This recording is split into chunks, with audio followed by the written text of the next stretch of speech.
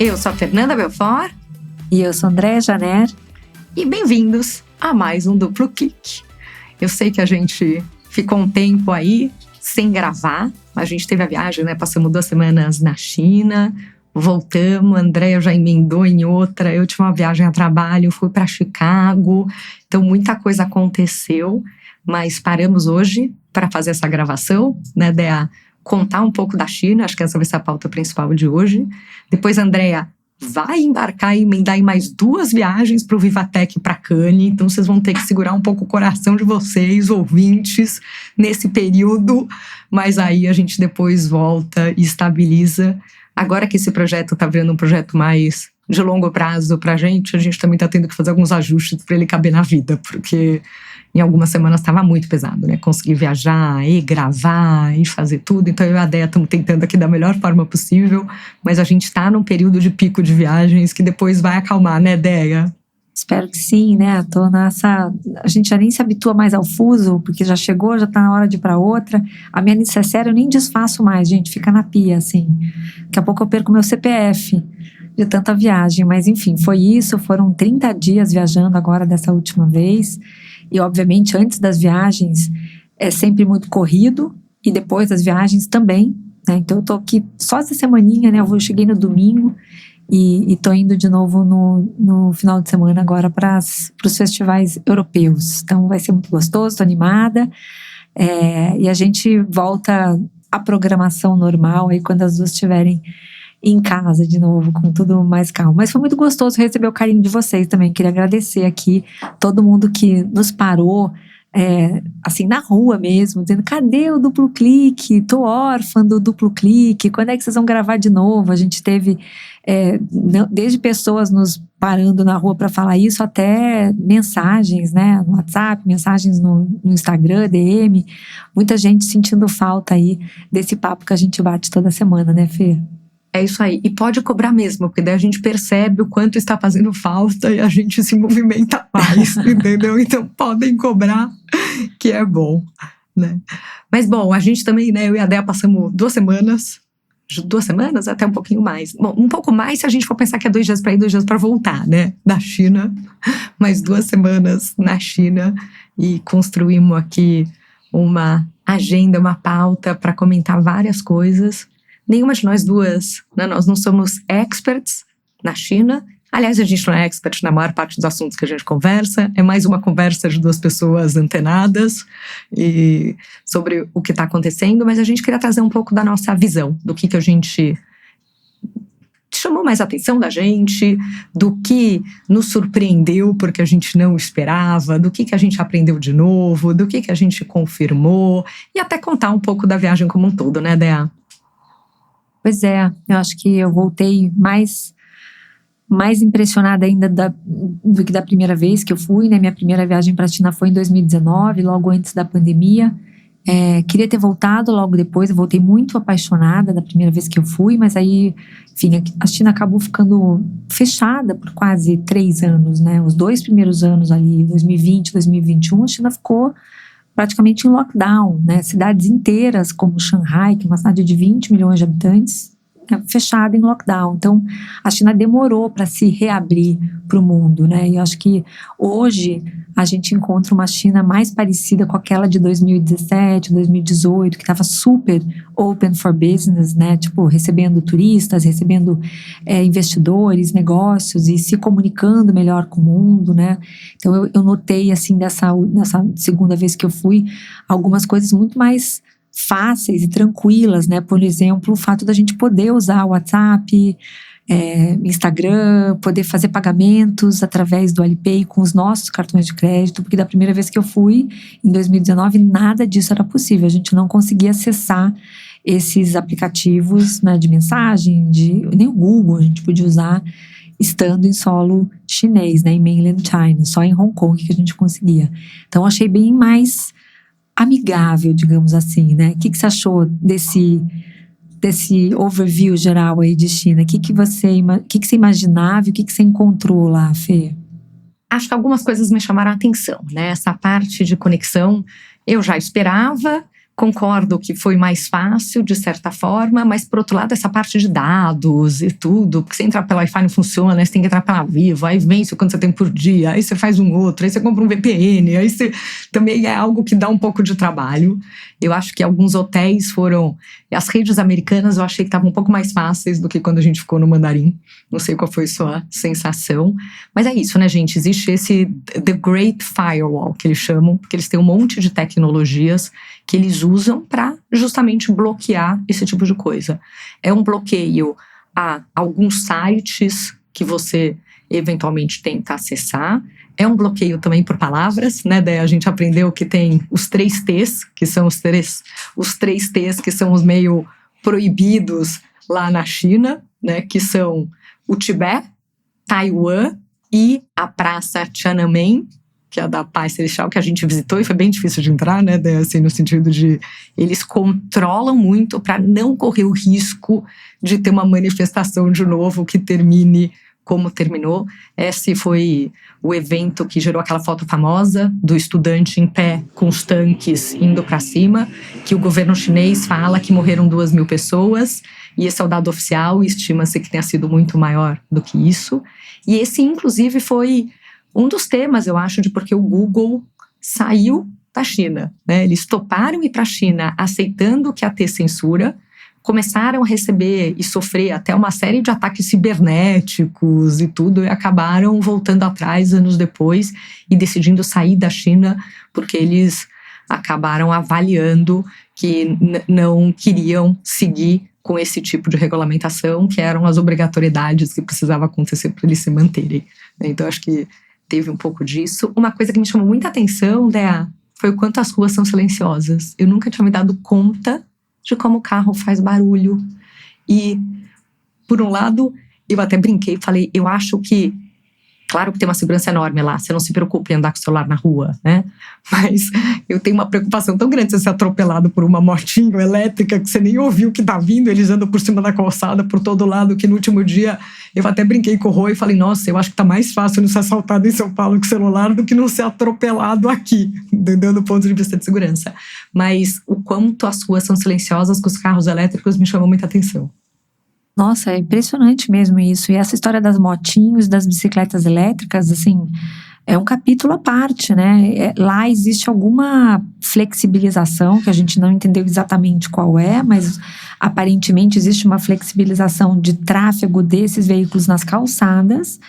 Então, você não consegue andar na calçada normalmente despreocupadamente. Tem sempre uma motinho ou uma bicicleta elétrica passando, tirando um fino de você. Só que ela não faz barulho nenhum, como a Fê falou. Então, você tem que estar muito atento o tempo todo. A gente descia do ônibus, tinha que esperar, porque aquele, né, o ímpeto de sair do ônibus e na calçada e já sair andando, você podia ser atropelado a qualquer momento. Então, esse foi um fator, assim, que nos pegou de surpresa. A gente realmente ficou assustado em alguns momentos, assim, com a facilidade com que alguém podia se machucar mesmo ali numa descida do ônibus, ou saindo do hotel e indo para a rua, né? Realmente é muito impressionante porque esses veículos dominaram o tráfego chinês. Acho que principalmente nas grandes cidades é um veículo onipresente. Tinha estacionamentos, né, de motinhos elétricas, assim, que você via, assim, milhares e milhares de bicicletas elétricas e de motinhos elétricas como um meio de transporte totalmente disseminado, né?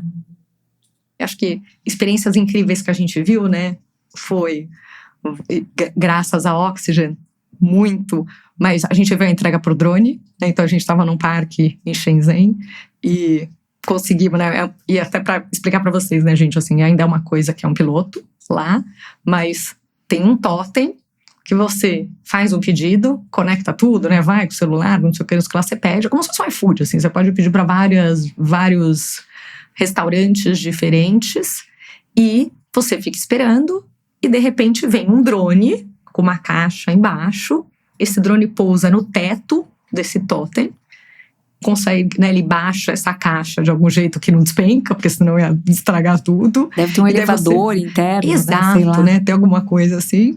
E daí você destrava com o seu celular, tira a caixa, pega o seu pedido e tem um jeito que você dobra a caixa e devolve ela para ser uma coisa, né? Então acho que essa foi uma experiência, né?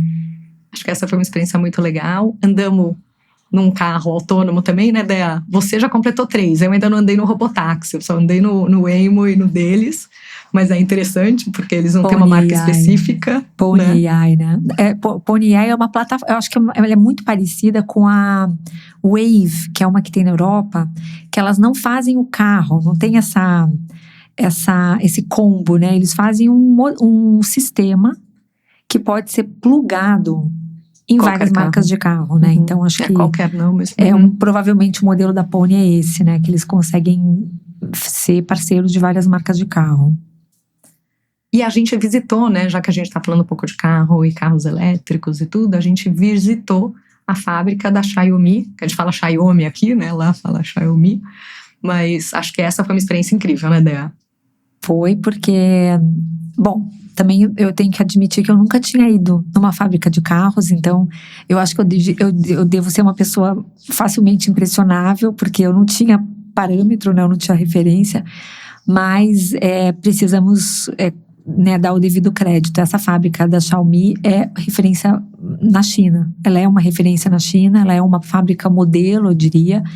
A Xiaomi ficou famosa porque ela fazia celular, né, até pouquíssimo tempo atrás ela era conhecida como um fabricante de celular e hoje ela está fabricando um dos carros mais vendidos na China, um carro que está super na crista da onda, porque ele parece um Porsche, ele tem algumas características e ele inclusive considerado hoje superior ao Porsche, né? E ele, enfim, é um carro que a fábrica faz um carro daquele a cada 76 segundos, gente. Então, assim, é um negócio violento, a quantidade, são quase 1.500 carros por dia que saem dessa fábrica. É uma fábrica totalmente robotizada, a gente encontrou pouquíssimas pessoas, né, Fê? Pessoas assim, humanas, né?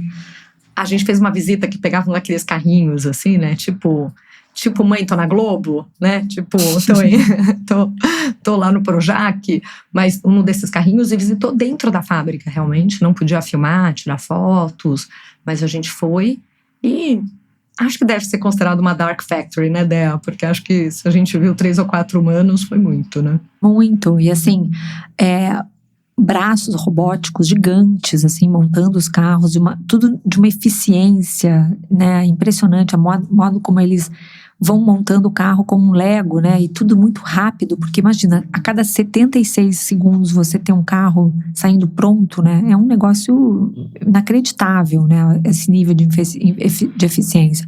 Eu acho que assim, do ponto de vista de carro elétrico, a China realmente conquistou um espaço que provavelmente nunca ninguém vai conseguir alcançar. Acho que nem a Tesla, que talvez tenha sido, né, a precursora aí de tantas outras marcas de carros elétricos.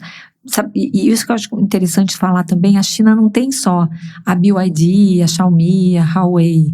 A China tem quase 70 marcas de carros elétricos. Então isso é uma característica bem interessante da China, né? Lá dentro existe muita competição. A gente conhece às vezes 2, 3, 4 marcas e acha que elas são as principais, né? Como a gente vê, olha para os Estados Unidos, pensa na General Motors, na Ford. Na China tem muita fábrica de carro elétrico, assim como de robô, tem muita fábrica de robô. Então elas têm que primeiro vencer a competição interna antes de olhar para fora, né? Então foi super rico ter entendido como a China olha para esse segmento, né? Veículos elétricos de fato é uma indústria, uma vertical muito valorizada pelo governo. Houve uma intenção muito clara do governo, né, de ser o líder nesse território, né, do carro elétrico. E inclusive a gente ouviu isso do professor Shao, né, na Universidade de Fudan. Eles agora estão olhando para o próximo capítulo, que já que eles dominaram os carros elétricos, agora eles querem entrar em carros voadores. E acho que isso que a gente viu, né, eles realmente deixando de ser simplesmente a fábrica de produtos piores ou coisas assim, para virarem precursores em alguns dos segmentos. Então, carros elétricos com certeza é isso. E essa visão, eles pensam o carro como se fosse um celular. É uma junção ali, né, de software, da tecnologia da bateria, do sensor, né, eles têm E isso foi uma coisa que ficou muito clara para mim. Claro que eles têm uma parte de inteligência artificial. Eu tenho o BYD, gente, eu tenho um carro chinês, né? Posso dizer. Mas eles têm a parte que toda bom, de você inteligência. tem um lugar de fala, né, Fê? Você tem um Tá famoso vendo? lugar de Exatamente, fala. famoso lugar de fala, né? Aquela coisa, carro elétrico não é o futuro, lá já é o cotidiano, entendeu? Para mim também, um carro elétrico chinês. Eles têm toda essa parte de inteligência artificial, mas o que é o grande diferencial da China? Essa capacidade de engenharia, de fabricar coisas. Isso é algo que chama muito atenção. E a gente, além de ir nessa empresa de carros, né, na Xiaomi, a gente também foi, né, em 2 empresas de robôs, uma de mãos de robôs. E é super interessante, porque quando a gente começa a falar de robô, a gente pensa muito, talvez eu até por trabalhar com tecnologia e com software, com IA, a gente pensa muito no world model, no cérebro deste robô. Mas existe um monte de tecnologia e a mão é um dos grandes desafios. Então tem uma empresa que só pensa na mão do robô, que é um dos maiores desafios, e tem lá, a maior parte das empresas que a gente visitou tem meio que um showroom, assim, né, uma área física com vários painéis contando as informações, com demonstrações dos produtos, expondo os seus produtos. Então nessa tinha a mão fazendo um teste para mostrar velocidade, a outra mão para mostrar força, a outra para mostrar agilidade, mostrar as capacidades. Ela tem um software ali junto que tem uma API para você integrar com o seu robô. E aí me cai uma ficha, né, Deia, que esse mercado todo de robô, do mesmo jeito que a gente tem montadoras de automóveis, a gente vai ter montadoras de robôs. Parte da tecnologia vai ser proprietária, parte da tecnologia vai ser de um fornecedor, como, né, talvez uma bateria, alguma coisa assim. A própria Xiaomi, se não me engano, compra bateria, acho que da BYD. Então, tem várias coisas que vão se misturando, que acho que é muito interessante. E no caso da Xiaomi, eles contaram que entre a decisão de fazer um carro e lançar o primeiro carro demorou 3 anos. Isso para você desenvolver um protótipo, decidir tudo, só numa economia que já tem muito know-how e que já tem toda a escala de valor ali, né? Todo o ecossistema desenvolvido, você consegue fazer algo tão rápido. Acho que isso é uma constante também nas empresas que a gente visitou, né? O go-to-market deles é muito acelerado, né? E aí a gente visitou um mercado que a gente, enfim, estava na minha lista rever, né? Porque eu tive lá pela primeira vez em 2019. Eu não vou me arriscar a dizer o nome dele, porque é impronunciável, mas é um complexo onde você encontra não só os produtos eletrônicos, assim, é o paraíso dos eletrônicos em Shenzhen, mas também o paraíso das peças, né? Que você consegue montar um protótipo, sei lá, de um fone, de um telefone, de um gadget qualquer, com as peças que você encontra lá. Então, existe uma facilidade, um acesso muito grande a produto mesmo, a partes, os equipamentos que você vai usar para poder construir um piloto, para você poder levar numa fábrica, né, criar um protótipo e depois transformar num produto, enfim, em escala. Então, eu acho que isso realmente é uma característica da China. Eles são muito acelerados. Cidades como Shenzhen, né, que a gente foi, é uma cidade que está totalmente em obra, é uma cidade que existe há 40 anos apenas, é uma metrópole, né, uma cidade gigantesca com arranha-céus por todos os lados, e era uma vila de pescadores há menos de 50 anos atrás, né? Então é uma característica deles, como eles continuam acelerando e olhando para todas essas frentes, né, todos esses campos com uma visão de longo prazo, que é uma característica também do regime, né, do governo chinês, que são os planos quinquenais. Eu sou da época do Trema, então eu me sinto falando muito errado quando eu digo quinquenal e não quinquenal, mas assim, eu tenho que me acostumar que agora é assim que se fala, né, quinquenal.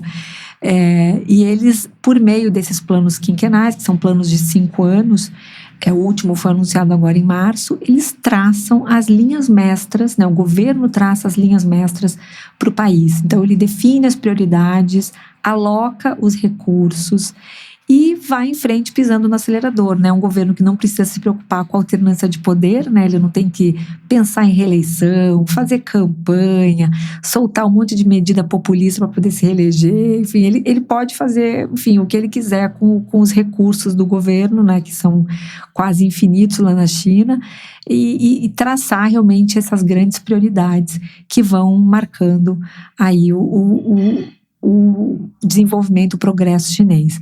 A gente teve, né, Fê, uma conversa com o professor Shao, na Universidade de Fudan, que participa, inclusive, da confecção desses planos quinquenais. Então, ele é um economista muito respeitado na China, foi um super privilégio, né, estar com ele. E ele contou, inclusive, quais eram, né, 3 áreas novas desse último plano quinquenal que saiu em março, que é essa Low Altitude Economy, que é essa economia de baixa altitude, que são os carros voadores, Brain-Computer Interfaces, né, que são esses chips implantados no cérebro, e exploração espacial, que é algo que a China realmente ficou um pouco para trás aí com essa aceleração da SpaceX e tudo mais, da volta da NASA, né? Então, acho que foi bem interessante ver quais são as novas áreas que o governo vai acelerar também. Então, essa foi incrível, essa visita, né? Primeiro, ver uma universidade que já está ranqueada entre as melhores em vários cursos, né? Entender como que é o olhar deles, o quanto eles têm uma preparação, né? Tinha uma pessoa do nosso grupo que trabalhava numa determinada indústria que não foi liberada a fazer a visita, porque, né, não passou no background check. Acho que isso foi uma coisa que chamou a atenção. E a pergunta que eu fiz para ele, né, foi: puxa, legal, a gente está vendo tudo isso de IA, mas a gente viu na China, né, decidirem, a gente comentou isso aqui, né, no Duplo Clique algumas semanas atrás, porque a gente ficou algumas sem gravar, mas a gente viu, né, uma decisão que foi a favor de um funcionário que não poderia ter sido mandado embora simplesmente por ser substituído por IA, quando isso era só um ganho de custo. E eu perguntei, mas aí, o que acontece?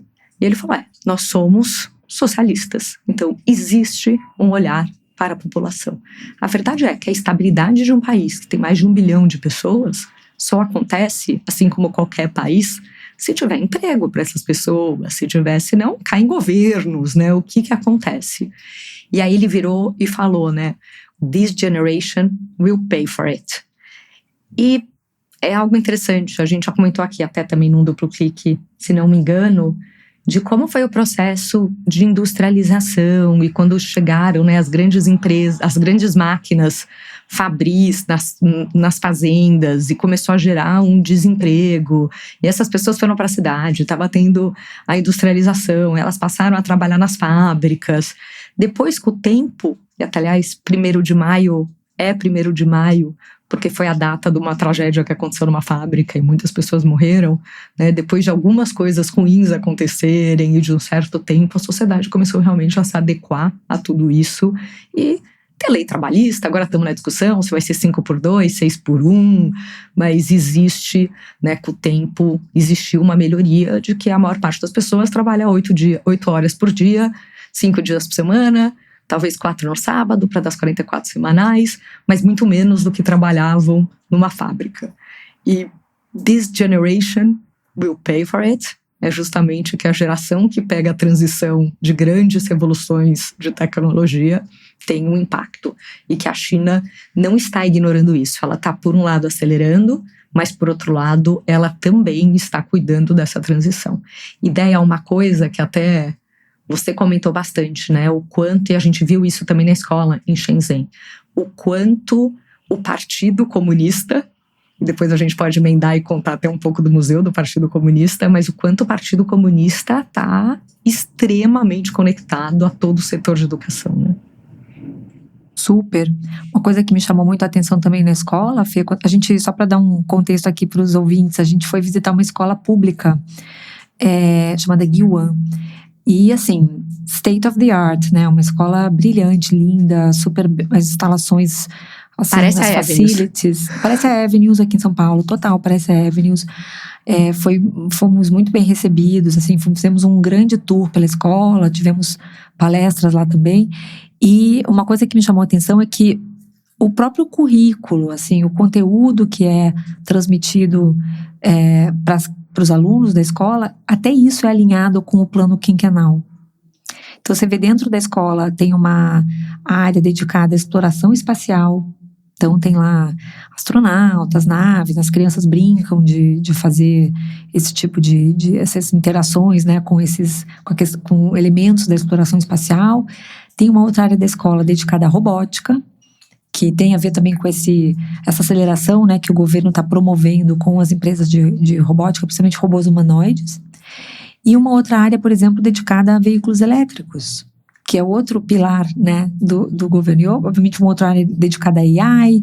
As crianças lá estudam AI na escola, então isso faz parte do currículo. Então, é tudo muito costurado. Quando você volta da China, você se dá conta de como tudo lá é muito costurado. Não tem nada que aconteça por acaso, assim, existe um planejamento e talvez essa capacidade de enxergar o longo prazo, né, essa possibilidade de criar um planejamento realmente de longo prazo que a gente não vê. No Brasil, assim, é terrível, né? Acho que talvez até pior do que em outros países. A gente tem uma visão muito curto-prazista das coisas, né? Esses mandatos de 4 anos, né, dos políticos faz com que as coisas fiquem muito travadas, as coisas às vezes regridam, né? E quando você vai para um país onde as coisas têm essa continuidade, é muito interessante, é muito fácil você ver o progresso chegar, né? Então, acho que essa questão da escola realmente me chamou muito a atenção, como tudo está alinhado, como tudo está conversando. Um último ponto que eu queria trazer sobre o professor Shao, né, na Universidade de Fudan, quando a Fê perguntou sobre essa questão dos empregos, né, e tudo mais, como é que ele estava enxergando isso, ele mostrou todo orgulhoso o avatar dele, né, ele tem um avatar. Ele já criou um digital twin dele próprio para que ele possa, sei lá, dar aula online, estar em 2 lugares ao mesmo tempo, fazer uma palestra remota. Então ele alimentou essa versão digital dele com todos os artigos, os livros, os podcasts que ele já fez, sei lá, todos os conteúdos que ele já produziu, e ele tem uma versão que fica disponível aí para quem quiser consultar, fazer alguma coisa com ele, que eu acho que no fundo, no futuro todos teremos também, você não acha, Fê? Que a gente vai ter, talvez... A gente não precisaria estar trabalhando tanto se a gente tivesse os nossos gêmeos digitais, né? Com certeza. Espero que eles sejam remunerados, né? Não fique a gente sem emprego Com e eles certeza. ali trabalhando, que é uma outra preocupação. Mas eu concordo, ele tava super animado, né? Eu acho que ele tava mais interessado em sair pra passar de moto, porque ele era super, né? Assim, aliás, um cara legal. Odé, e você também... A gente também... Quer dizer, você já sabia, né? Eu descobri lá quem ele era, mas ele é um cara que é muito próximo do partido, que inclusive ajuda na elaboração, né? Participa um pouco dos planos quinquenais. Ele apresentou, gente, ele ia falando, tinha uma aula com um monte de slide, e ele falou, gente, atualiza esses slides todos os dias, então tá tudo em chinês. Eu virei a louca, né? Tirando foto, tentando traduzir um ou outro e tal. E um dos slides que ele mostrou, inclusive, foi os KPIs do plano quinquenal. Isso foi uma coisa que me chamou a atenção também, né? Do quanto eles têm, assim, um slide de 1 página, e fiquei eu tentando traduzir, né, no Google Translator a foto e tudo naquele momento. Mas eles têm lá qual que é o crescimento do PIB, né? O crescimento de produtividade de trabalho, a taxa de urbanização, eles vão tendo uma série de coisas, qual que é o aumento da renda disponível dos residentes, o número de funcionários médicos por 1.000 pessoas, o número médio de anos de educação da população e idade ativa, a capacidade abrangente de produção de energia. Então, uma série de coisas ali que eles vão vendo. E isso, Dé, foi uma coisa até que eu fiquei bastante conversando com o Rô também, é uma coisa que a gente sempre conversa, e saiu até um artigo no The Atlantic também, falando um pouco disso, né? Do quanto a democracia, e eu não estou absolutamente defendendo uma ditadura, porque no fundo é isso que a China é, né? Mas o quanto que a democracia hoje consegue competir com isso. É um pouco o que você está falando, né? Você já está preocupada com a eleição, aí você entra, ganha, fica 2 anos, já está preocupado de novo, nada tem muita continuidade, a gente precisa de ciclos maiores, de uma visão diferente. Tudo bem que entre o que planejaram do comunismo e tudo e o que tem hoje... Até estava conversando com meu pai ontem, por coincidência, né? Ele falando, filha, uma das grandes coisas que destruiu, né, a ideia do comunismo no mundo foi pagar imposto e começar a oferecer serviços básicos para o resto. Mas é, de alguma forma, o capitalismo se adaptando a isso. Mas o quanto, não só existe uma dificuldade dos países democráticos, né? Eu acho que isso que os Estados Unidos está vivendo, essa tensão de pensar nessa competição com a China. E aí até quando a gente foi fazer o almoço, se não me engano no primeiro dia, né, com o Fundo Soberano Chinês, que eu perguntei, mas peraí, mas o quanto vocês estão preocupados com a concorrência, com a competição com os Estados Unidos? Ele falou, claro que é uma competição, mas tem uma máxima, né, aqui na China o que a gente acredita é que a gente não vai te tratar como inimigo, a não ser que você nos encare como um inimigo. Aí a gente vai ser o seu inimigo. Então isso claramente acontecia, mas acho que tem um paralelo aí interessante. E esse socialismo chinês é um socialismo muito interessante, só estando lá para entender, né? Eles chamam oficialmente de socialismo com características chinesas, né? Esse é o nome oficial que o partido dá para o regime, né? Um socialismo com características chinesas. Ele não é um socialismo puro, né? Eles estudam Marx, eles falam de marxismo o tempo todo nas escolas, nas universidades, mas eles criaram um regime próprio. Por isso que quando você está lá, você esquece um pouco que ele é um país socialista, né? O consumo é desenfreado, assim, na China, né? A vida lá é uma vida de um país capitalista, assim, para quem é turista e está passeando, né? Você esquece, acho que para quem mora lá, talvez a mão do regime seja mais pesada, mas para a gente que está lá é curioso, assim, a gente não tem muito essa sensação. Então, acho que você vai para, sei lá, Sanlitun, né? O shopping que a gente foi em Beijing, que é um shopping foram as maiores lojas da Dior, da Hermès, da Louis Vuitton que eu já vi na vida. Dentro do shopping tinha prédios, cada marca dessa tinha um prédio de 3 andares, assim, gigante. Então existe assim uma convivência, né, dos valores socialistas com o ápice do capitalismo, assim, né, que eu acho bem interessante. E eu acho que com isso a gente pode falar um pouquinho também, né, Fê, dessa entrada da China numa outra era, né, em que a China começa a criar suas próprias marcas, né, e começar a gerar desejo do próprio povo chinês por marcas chinesas, que isso acho que é uma novidade, né? A gente via os chineses há tantos anos fazendo fila na porta das lojas de luxo em Paris, em Nova York, em Londres, e agora eles começam a desenvolver seus próprios produtos com uma linguagem própria, né? Acho que talvez depois de ter bebido tanto dessa fonte, né, ocidental, eles agora começam a desenvolver produtos e marcas com características próprias bem interessantes, né? A gente teve um gostinho disso assim nas bolsas, né, com a Songmont, nos perfumes, né, com a Two Summer, com vinho chinês, que a gente tomou ótimos vinhos chineses, que o Rô, marido da Fê, que é um conhecedor profundo, aí trouxe inclusive na mala uns vinhos chineses, espero que ele me convide para tomar também, inclusive, mas a gente viu carros de luxo, então tem uma série de produtos chineses de luxo que foram surpreendentes, né? Certeza, né? Sair, até obviamente você tá convidada, né, amiga? É só você parar em São Paulo, né? Que não tá fácil. Agora eu vou ficar por aqui. Mas a gente até foi, né, comprar bolsas, né, da Songmont, que é a marca mais hypada lá desse momento.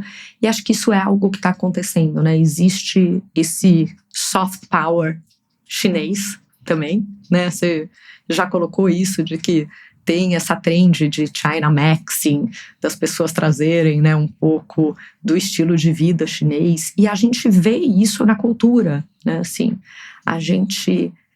tudo que os Estados Unidos se alavancaram em Hollywood, né, para exportar o estilo de vida e o poder e o imperialismo americano, a gente vê a China fazendo com TikTok, com outras empresas, né? Acho que as mídias sociais muito fortes aí, e a gente foi até, né, visitou lá a Dreamy, que é como se fosse uma marca, tipo uma Daiso, assim, chinesa, mas que, como tudo na China, você não consegue encaixar na sua cabeça dentro de um quadradinho existente, né, de fazer um paralelo perfeito, porque é uma empresa que, assim, você entra, o portfólio dos produtos do cara, os caras têm absolutamente todos os produtos possíveis e imaginários, né, assim, de cortador de grama, todos os utensílios que você pode imaginar de cozinha, todas as coisas de beleza, a motinha elétrica, estão com o projeto de carro, milhões de coisas acontecendo, e receberam a gente com uma série de gerentes de produto numa sala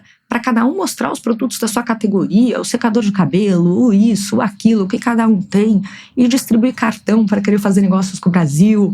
Olha, se qualquer produto que vocês viram aqui, se vocês tiverem interesse de levar para o Brasil, queremos, tem uma vontade, né, muito grande de fazer as coisas, mas a gente vendo empresas, e até quando a gente foi, né, na incubadora, né, na Bot Park, que era uma incubadora que todas as empresas lá são empresas voltadas a hardware, né, de alguma forma dispositivos, não são empresas de software, soluções, assim, sempre tem alguma coisa junto ali, física, para fazer, mas o grande objetivo dessa empresa é ter mais empresas como a DJI, aquela DJI, que faz, né, um monte de coisa de drones, câmeras, coisas de filmagem. A gente visitou a loja conceito deles lá também, é impressionante, né? Porque eles têm desde o dronezinho que você pode fazer alguma coisa, um monte de coisa de filmagem e coisas que são usadas assim para fim militar, para, né, uma magnitude muito maior. Mas tem empresas que realmente têm, como a Xiaomi, como várias delas que têm a marca efetiva como a marca chinesa.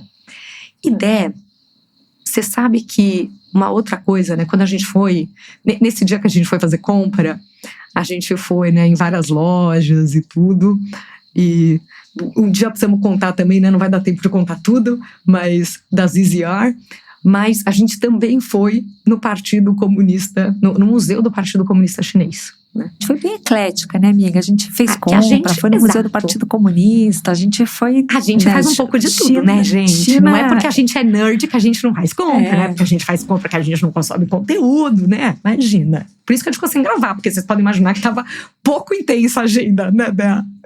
Mas uma delícia.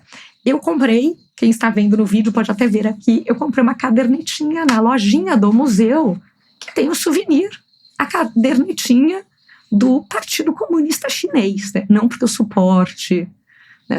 Deixa eu só fazer meu disclaimer político aqui, né? Gente, eu não estou endossando isso, não é nada disso, mas a expectativa e a percepção que a gente tem sobre o comunismo não conecta com o capitalismo a ponto de estar vendendo souvenir, entendeu? Então, para mim, eu falei, gente, isso assim, é uma pequena peça que tem tantas inconsistências interessantes que ela passa a fazer sentido. E muito ali, né? Primeiro que assim, um museu muito bem feito, com uma narrativa muito bem construída, né, para o chinês, mostrando, e foi um povo que foi muito atacado, né? Assim, teve lá as guerras do ópio, teve depois o Japão, teve uma série de coisas. E meu marido, que adora história, né, e leu um monte de livro, ficava me contando todas as coisas, e a gente ficou falando bastante sobre isso, né, e sobre a guerra do ópio. E o que aconteceu, de que de repente eles começaram a comprar um monte de coisa na China e vender ópio, e trocar por ópio, e com isso viciaram a população e fizeram de alguma forma o país, por um período, cair de joelhos ali pro imperialismo. E essa estratégia de viciar o povo não é de alguma forma a estratégia que a China é acusada de usar com o Ocidente ao viciar o povo com rede social, com TikTok e com isso tirar um pouco da autonomia, do poder de pensar. Então acho que tem algumas coisas interessantes quando a gente começa a analisar essa geopolítica toda, né? Total. A gente volta um pouco comunista de lá, né? Acho que a gente fica todo mundo meio tipo assim, gente, mas não é tão ruim não, né? Tá bom, é legal, esse jeito aí que eles fizeram deu bom, enfim, a gente fica rindo. Mas é verdade, a gente volta com uma visão, acho que a China tem muitas coisas que só estando lá que a gente consegue entender. Até porque tem a Fê falou no início, né, do Great Firewall, que é essa grande censura que acontece, né? Que o governo impede que várias informações cheguem para os chineses, né? Então, por exemplo, se você está conectado no Wi-Fi do hotel, você não consegue acessar o Financial Times, New York Times, você não acessa esses veículos. Você não assiste nem o próximo capítulo da série do Netflix, que é o que eu queria fazer, entendeu? Sim. Então, existe uma tentativa cada vez mais, eu acho, mais mal sucedida, diga-se de passagem, né, de impedir que essas informações cheguem para mainland China, né, que é a China continental. Porque hoje em dia o mundo mudou, acho que as coisas são muito mais... a gente tem muito mais acesso, os VPNs estão aí para isso, então existem muitos vazamentos aí nessa Great Firewall, né, mas eu acho que a China, a história da China e o que está acontecendo na China é muito mal contado para quem está do lado de cá, sabe? Eu acho que a gente aqui no Ocidente tem pouquíssima informação, a gente tem muitas misconceptions, né? A gente tem muitos entendimentos errados, preconceitos com o que acontece na China. Então, quando você vai para lá, você vê uma realidade muito surpreendente para muita gente, né? Então, claro que a gente ficou em cidades grandes, é muito diferente quando você vai para a China rural, por exemplo. A China rural é uma outra China que a gente não viu dessa vez, né? Então acho que a gente tem que fazer também esse disclaimer, porque vimos a China das metrópoles, né? A China de Shanghai, de Beijing, de Hong Kong, de Shenzhen, são cidades grandes. Então existe ainda pobreza no interior da China, existe gente que não está conectada na internet no interior da China, enfim, existem milhões de desafios num país que tem 1,5 bilhão de pessoas, né? Um país com a segunda maior população do mundo, só perde para a Índia, e uma população que está envelhecendo também. Então a China, uma das questões importantes que a gente precisa entender de macroeconomia aqui na China é que durante muitos anos o governo impôs a política do filho único, então as famílias chinesas não podiam ter mais do que um filho, e mesmo depois de revogar essa lei, as famílias chinesas continuam tendo só um filho, né? Isso ficou tão profundo, né? Essa cultura ficou tão marcada que hoje os jovens chineses mal têm filhos, né? Uns optam por nem ter, e quem tem vai ter só um. Então essa população, assim como em muitos países do mundo, né, está encolhendo, e o governo já está preocupado com o que vai acontecer daqui a 30 anos, quando não tiver mão de obra suficiente para trabalhar em todas essas fábricas, né? Que a China continua fabricando muita coisa para o mundo, né? Então, isso, por exemplo, está por trás dessa grande aceleração da robótica na China, né? O governo já está entendendo que possivelmente várias funções, não só no chão de fábrica, mas em vários outros setores da economia, vão ser desempenhadas por robôs. Então, isso explica, de uma certa forma, por que a China está tão avançada em robótica e por que a gente vê tanto robô humanoide na China, né? É um experimento do governo, é uma tentativa de solucionar um problema que ele já anteviu, né? Ele já está percebendo que essa bomba vai estourar daqui a 30 anos. Essa bomba vai estourar para todo mundo. Só que muitos países, o governante do momento fala assim, ai gente, eu não vou nem me meter nisso, porque eu só vou ficar 4 anos aqui, por que eu vou fazer enfim, criar todo um planejamento para uma coisa que eu vou estar longe aqui quando acontecer. Então, acho que esse pensamento, que o nosso querido Roman Knarit chama de pensamento de catedral, né, que é você fazer coisas hoje, que você não vai ver o resultado, você não vai ver o benefício, né, antigamente era comum, né, os governantes começavam igrejas, né, hoje eu li que a Sagrada Família finalmente foi concluída. Pensei a mesma coisa. Quantos anos, quantos governos, quantos reis passaram, quantos papas, sei lá, quanta coisa aconteceu até esse momento chegar, né? E ninguém deixava de fazer a sua parte só porque não ia colher os frutos daquilo, né? Existia um pensamento de que eu tô aqui fazendo a minha parte, né? Depois de mim vem outro, vai fazer a parte dele. Então esse pensamento de continuidade, esse pensamento de longo prazo, que é muito impactante quando você está na China e que é admirável, né? Por mais que a gente saiba que ele é fruto de uma ditadura, né? Só porque é uma ditadura que isso pode acontecer, a gente não está aqui defendendo a ditadura, mas assim, é um silver lining, digamos assim, das coisas, né? Um ponto positivo aí de um regime que, enfim, tem tantas falhas, né? Mas permite esse tipo de planejamento de longo prazo. Concordo super. E uma coisa que me chamou a atenção até, nessa mudança, né, que está sendo construída de forma intencional, como você mesma colocou, através da educação, através de uma série de coisas, é a propriedade intelectual. Então, uma parte muito legal também foram as pessoas, as conversas, né? A Oxygen junta pessoas muito especiais, né? As conversas que a gente pôde ter. Isso é verdade. né? Numa delas, bom, fora as amizades que nascem, que são as coisas mais importantes, com certeza. Mas a gente, em muitas e muitas empresas, via paredes e paredes com todas as patentes que aquela empresa tinha. Então, um país que cresceu copiando coisas do Ocidente, né, e que não respeitava a propriedade intelectual, passou a valorizar isso, passou a desenvolver coisas. E uma pessoa, né, do nosso grupo estava compartilhando, trouxe um pouco dessa conversa, né, que enquanto no Brasil, em 2024, foram 27 mil pedidos de patente, na China, e você até estava compartilhando o dado que você depois checou, mas foram 1.800.000. Né? Então, assim, a magnitude é impressionante. Então, realmente, assim, a China está crescendo e agora o feitiço virou contra o feiticeiro, né? Isso me lembra um pouco dessa coisa dos países desenvolvidos, que destruíram todas as suas florestas, exploraram petróleo, fizeram tudo e agora não querem deixar que os países em desenvolvimento façam a mesma coisa. Mas é esse lance, né? A China nunca respeitou a propriedade intelectual de ninguém, mas agora o jogo tá virando, porque quem tá passando a ter muitas coisas de propriedade intelectual e usufruir disso tudo e dessa segurança jurídica que traz a possibilidade de você entender que faz sentido investir em inovação, porque você vai ter, de alguma forma, isso respeitado no mundo por um período para poder explorar comercialmente, ter um retorno sobre o investimento que você fez, é a China.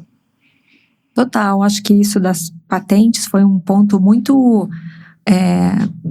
impressionante, assim, a gente viu isso várias vezes, né, nas empresas que a gente visitou. E é um dos indicadores dos rankings de inovação dos países, né? Os países mais inovadores. Isso é um dado que alimenta esses rankings e por isso que a China saiu realmente na frente, ela largou na frente nos últimos anos com pedidos de patente de uma forma discrepante com relação ao resto do mundo. E isso junto com o dado do número de engenheiros, né, que acho que a China forma todo ano, que também é muito superior à Índia, Estados Unidos, que também formam bastante profissionais de ciências exatas, digamos assim. Isso tudo são indicadores que mostram, né, o nível de inovação de um país. E a China não é considerada tão inovadora à toa, é porque ela tem números que sustentam realmente, como esse, né, do número de pedidos de patente por ano, o número de engenheiros formados nas suas universidades. Então, acho que tudo isso está caminhando de uma forma muito coerente, né, para transformar a China nessa potência que ela é. E nessa mentalidade, né, da China, por um lado, popularizando, né, conseguindo levar para uma escala industrial, baratear e tudo, tecnologias. Por outro lado, está vindo também desenvolvendo as suas tecnologias de ponta. Uma visita que me impressionou bastante foi na BGI. Né? Então, não sei o quanto vocês conhecem, pessoal, porque para mim foi uma novidade, mas a BGI é a Beijing Genomics Institute. Então, é uma empresa que trabalha com sequenciamento genético em larga escala. E, assim, a quantidade de coisas que eles fazem, desde teste pré-natal, pesquisa de câncer, né, uma parte para agricultura, toda a parte de bancos de DNA. E por mais que, bom, o prédio é impressionante, né, assim, se vê um pouco da escala, de como que é, a arquitetura é impressionante também, eles muito preparados para receber pessoas, mas parar para pensar sobre esse negócio e sobre não só o que eles fazem, mas também todas as implicações geopolíticas que isso traz, foi algo interessante. Eles falam que eles trabalham com os 3 verbos, né? O verbo de ler, escrever e guardar. Então, eles conseguem ler o sequenciamento genético, né? Fazer isso, conseguem ter essa parte de guardar tudo, de escrever, que daí já vai muito até para CRISPR, para essas coisas de como que você consegue até no futuro ter uma medicina de precisão, por exemplo, de entender que tem um problema ali em uma parte do sequenciamento, você ir corrigir aquela parte, escrevendo isso e fazendo coisas, até essa parte de armazenar esses dados. E quando você entra nesse mundo, você entende, até eles foram proibidos de trabalhar nos Estados Unidos, não sei se para tudo ou para uma série de coisas, mas o quanto que isso também é uma arma geopolítica, né? Isso também tem uma discussão de o quanto o seu dado está realmente sendo preservado.